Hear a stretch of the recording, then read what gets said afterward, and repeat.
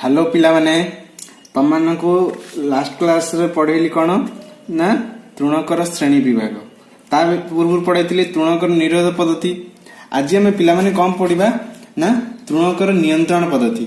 एबे सबू तो आम निरोध पद्धति जहाँ आम चेष्टा करिया कथा कले एबे तो जदि सेटा जदि कंट्रोल न होला तापरे एबे आम कौन करबा किमिति नियंत्रण करबा जति जो तृणक जदि तम जमी रे आसिला किमिति ताकू नियंत्रण करबा त कौन कहउची ना मेथड्स ऑफ वीड कंट्रोल।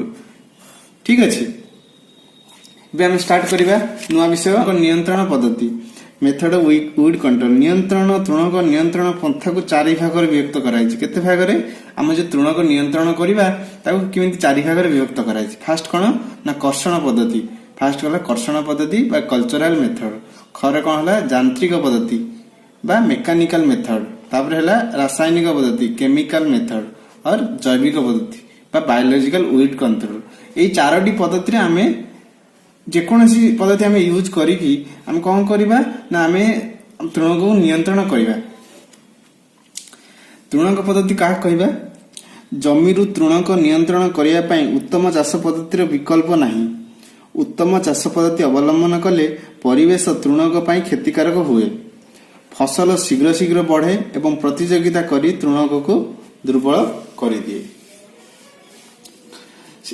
ताहले से कौन कहला खराटिया चाष पाग भांगिबा ठीक समय बुणीबा उपयुक्त पद्धति बुणीबा जमी आवश्यक गछ संख्या रखिबा फसल उद्दीपक व्यवहार करिबा श्वासरोध फसल चाष करिबा फसल पर्याय अवलंबन करिबा आदि उत्तम चाष पद्धति तृणक समस्या कम हुए। से कौन करे जे हमर कर्षण पद्धति रे पिला माने कौन करा हुए हमर कौन खराटिया चाष करा जिवो कौन कौन सब पद्धति आम कर्षण पद्धति आम यूज करिपरिबा कौन करबा खराटिया चाष अछि आगु यार डिटेल्स टा पढिबा कौन कौन सब किमिति कौन यार व्यवहारटा अछि।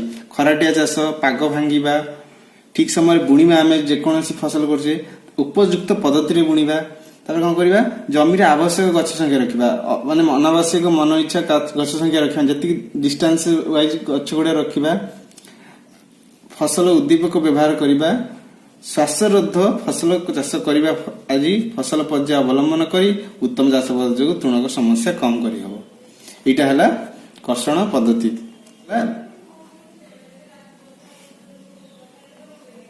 आवश्यक गछ संख्या एवं सतेज चारा जमीर सबुआडे आवश्यक गछ संख्या रहिले चारा हृष्टपुष्ट बढ़िले तृणक यथेष्ट जमीर आम गछ संख्या यदि यथेष्ट रहिला हृष्टपुष्ट बढ़िला ताले तृणक कौन रहबो ना जागा मिले ना जहा फल कौन हम ना तृणक फसल सह प्रतियोगिता पछि जाइथाय। जदि आमर आवश्यक संख्यार जदि गछ रहिबो जदि फसल रहिबो जदि आम जमी रे जदि कौन हम ना तृणक बढ़िया पई आ जागा मिलिबोनी फल कौन हम ना तृणक फसल सहित प्रतियोगिता करिबारे पछि जिवो। सेकेंड कौन दिला ना फसल उद्दीपक व्यवहार तृणक फसल प्रतियोगिता रे फसल तृणकर जेति क्षति करे तृणक फसल ताटर अधिक क्षति करे। तृणक फसल प्रतियोगिता रे फसल तृणकर जेति क्षति करे तृणक कौन करे फसल अधिक क्षति करे। सेति कौन करा हबो ना चून प्रयोग द्वारा मृत्तिकार अम्लत्व दूर करिबा खत सक्षम सार प्रयोग करी बालिया माटीर उर्वरता वर्धित करिबा और फल रे फसल अमल उपरे यह सुप्रभाव पड़ी थाए। फसल उद्दीपक कौन होची ना फसल को जति तृणक नष्ट न कर तृणक ताठू अधिक नष्ट कर सेति कौन करबा हम चून प्रयोग करबा मृत्तिका अम्लत्व दूर करबा खत और सक्षम सार करी प्रयोग करी बालिया माटीर उर्वरता मध्य वर्धित करबा। तापर 3 नंबर पॉइंट कौन देला उपयुक्त बुणीबा पद्धति। उपयुक्त बुणीबा पद्धति 3 नंबर बिहन बुणीबा बेले मृत्तिकार उपरि भाग आबड़ा खाबड़ा एवं शुष्क रहिले अनावना घास डेरी उठे तेणु माटी कादुଅ करी तली रोइले एवं ग्रीष्म ऋतु सियार बुणी सियार पानी मरेले फसल तृणक सुविधा भाव में बढ़ी थाए। से कौन कहले बुणिया बेले कौन करबा हम माटी उपरि भाग आबड़ा खाबड़ा शुष्क रहिले अनावना घास डेरी उठे तेणु कौन करबा ना माटी को कादुआ करिकी तली पकेबा माटी की पूरा कादुआ करदेबा आ कौन करबा ना ग्रीष्म ऋतु सियार ग्रीष्म ऋतु तुमको बतैली सियार प्रणाली ये सब गछ सब लगा हबो ବୁଝିଲେ କି?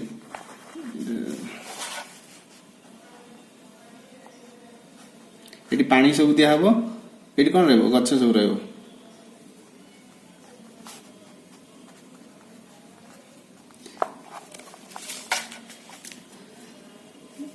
କଣ କହିଲା? ସିଆରରେ ପାଣି ମଡେଇଲେ ଫସଲ ତୃଣଟା ସୁବିଧାରେ ବଢିଥାଏ। ତାପରେ କଣ ନେଇଛି? ଉପଯୁକ୍ତ ସମୟରେ ବୁଣିବା। ଫସଲକୁ ଆଗୁଆ ବା ପଛୁଆ ବୁଣି ତୃଣଙ୍କ ସହ ପ୍ରତିଯୋଗିତା ରକ୍ଷା କରାଯାଇ ପାରିବ। ଏହାଦ୍ୱାରା କେତେକ ଋତୁକାଳୀନ ତୃଣ ଦମନ କରାଯାଇ ପାରିବ। ସେ କଣ କହିଲା? ଫସଲକୁ ଆମେ ଯୋଉ ସମୟରେ ତୃଣଟା ବଢିଥାଏ ସେଇ ସମୟରେ ଆମେ ତାକୁ ନ କରି ଫସଲକୁ କଣ କରିବା? ଆମେ ଆଗୁଆ ଟିକେ ମଞ୍ଜି ପକେଇ ତାକୁ ଇଏ କରିବା, ଯେହେତୁ ଯେତେବେଳେ କଣ ହବନି ତୃଣଙ୍କ ପ୍ରତିଯୋଗିତା ଆଉ କରିପାରିବନି। ଆଉ ଋତୁକାଳୀନ ତୃଣକୁ ଆମେ କଣ କରିବା? ଯୋଉ ଋତୁକାଳୀରେ ତମକୁ ଆଗକୁ ବତେଇଥିଲି, ଯୋଉ ଋତୁରେ ଯୋଉ ତୃଣଟା ଆସୁଛି ତାକୁ କଣ କରିବା? ସେଇ ତୃଣକୁ କେମିତି ଦୂରେଇ ରଖିବା, ସେଥିପାଇଁ ଆମେ ଫସଲକୁ ଆଗୁଆ କିମ୍ବା ପଛୁଆ ବୁଣି ତୃଣ ପ୍ରତିଯୋଗିତା ରକ୍ଷା କରାଯାଇ ପାରିବ।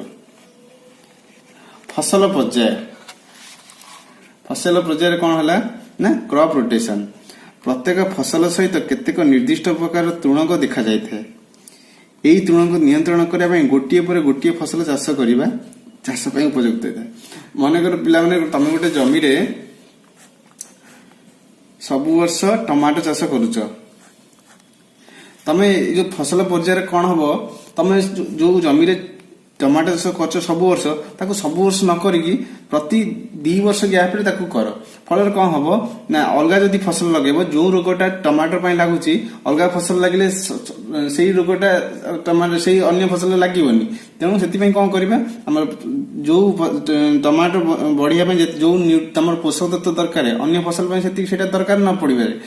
ଫଳରେ କଣ ହବ ନା ସବୁ ନ୍ୟୁଟ୍ରିଏଣ୍ଟ ପୋଷକ ଗୁଡାକ ଆମର ବ୍ୟବହାର କରିହବ। ଯୋଉ କଣ କରିହବ, ସେଥିପାଇଁ କଣ କରାହୁଏ ନା ଫସଲ ପର୍ଯ୍ୟାୟ ବା କ୍ରପ ରୋଟେସନ କରିବା ଦରକାର।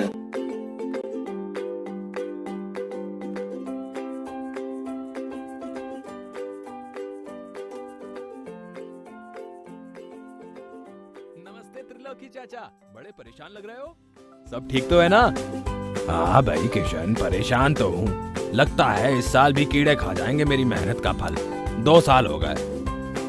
चाचा अगर ये बात है तो तुम हर साल एक ही फसल क्यों उगाते हो? भाई मेरे खेत में जो फसल बढ़िया होती है वही तो लगाऊंगा, हैं?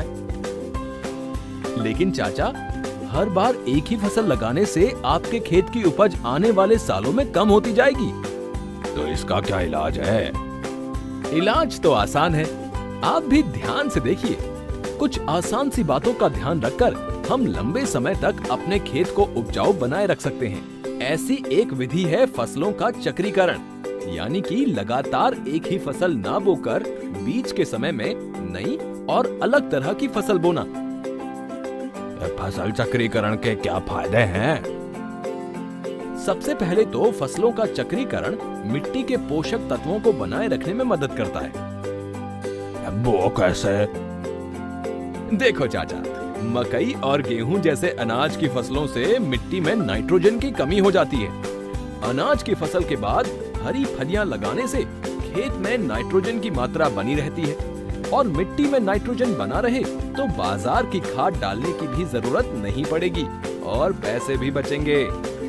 फसल चक्रीकरण का दूसरा फायदा है कि इससे एक ही प्रजाति की फसलों में लगने वाले कीड़े और रोगों की रोकथाम होती है। जैसे आलू के ठीक बाद बैंगन या टमाटर मत लगाएं, क्योंकि ये सब एक ही प्रजाति के भाई बंधु हैं। एक जरूरी बात का ध्यान रखना कि गहरी जड़ वाली फसल और सतही जड़ वाली फसलों को बारी बारी से बदलना चाहिए। इससे मिट्टी की संरचना और उर्वरा बनी रहती है और पानी के निकास में मदद मिलती है।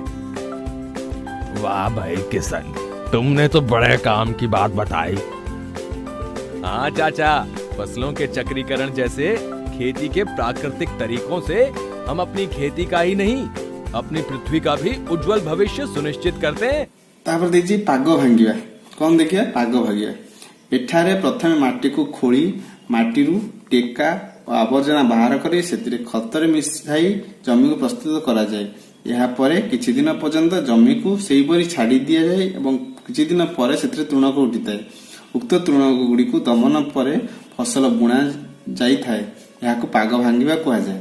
ଏହା ଦ୍ୱାରା ବିହନ ଅଙ୍କୁରିତ ହେବା ବେଳକୁ ଜମିରେ ତୃଣକ ନଥାଏ ଏବଂ ପରବର୍ତ୍ତୀ ତୃଣକ ଆସିବା ପୂର୍ବରୁ ଫସଲ ଡାଳପତ୍ର ମେଲି ଜମିକୁ ଘୋଡ଼ାଇ ଦେଇଥାଏ। ସେ କଣ କହିଲା ଦେଖ, ଏଇଟା ମନେକର ତମ ଗୋଟେ ଜମି ଅଛି, ଠିକ ଅଛି। ଏଥିରେ ଯୋଉ ମାଟିକୁ ଫାଷ୍ଟ କଣ କରିବା, ଖୋଳିଦେବା, ଭଲ କିଣି ଖୋଳିକି ମାଟିକୁ କଣ ମେସିନରେ ଟ୍ରାକ୍ଟରରେ ଇଏ କରିବା।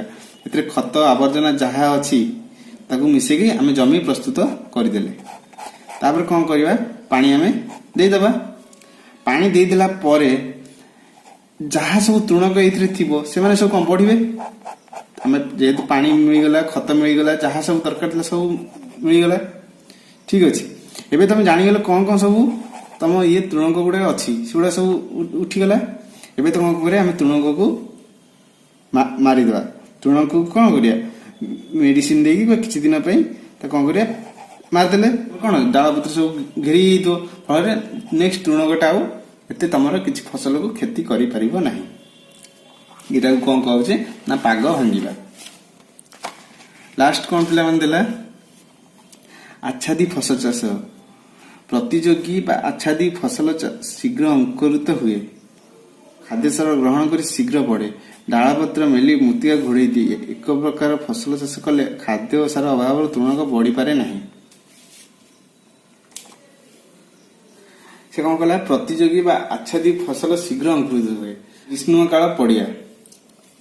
ତୃଣକ ଏବଂ ଅନିଷ୍ଟକାରୀ କୀଟକୁ ନଷ୍ଟ କରିବା ପାଇଁ ଗ୍ରୀଷ୍ମ ଋତୁ ଜମିକୁ ପଡିଆ ରଖିବା ଏକ ସାଧାରଣ କଥା।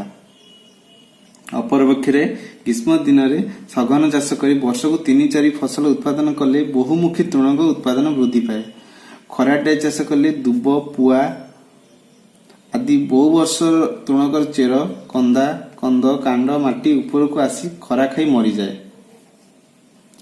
ଗ୍ରୀଷ୍ମ କାଳରେ କଣ ହୁଏ ନା, ତୃଣକ ଅନିଷ୍ଟକାରୀ କୀଟ ନଷ୍ଟ କରିବା ପାଇଁ ଗ୍ରୀଷ୍ମ ଋତୁ ପଡିଆକୁ ଜମି ରଖିବା ପାଇଁ ଏକ ସାଧାରଣ କଥା।